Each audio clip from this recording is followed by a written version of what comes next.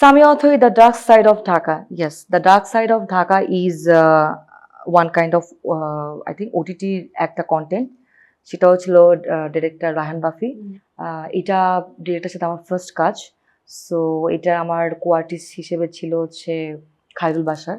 তুমি যদি আমাকে 1,00,000 টাকা দাও, 2,00,000 টাকা দাও বা আরো বেশি টাকা দাও, যদি আমাকে যেয়ে বলো যে আপু আপনি ওই ময়লার মধ্যে গিয়ে শুয়ে থাকেন, আমি তো যেয়ে শুয়ে থাকবো না।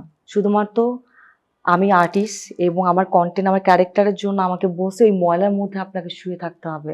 আই থিঙ্ক আমার ওই দিন বার্থডে ছিল, এর পরের দিন আমার ঈদও ছিল, আমার যতটুকু মনে আছে। আমাদের শুটিংটা শুরু হয় সন্ধ্যার পর থেকে।